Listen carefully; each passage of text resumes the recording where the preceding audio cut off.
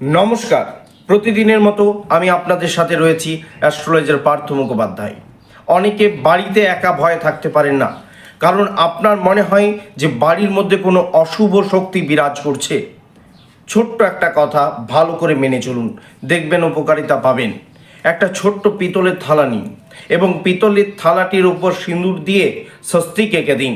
এঁকে দেওয়ার পর তার উপর একটা গ্লাস রাখুন, গ্লাসটি জলে পরিপূর্ণ করুন এবং তার মধ্যে তিল, আতপ এবং জপ দিন।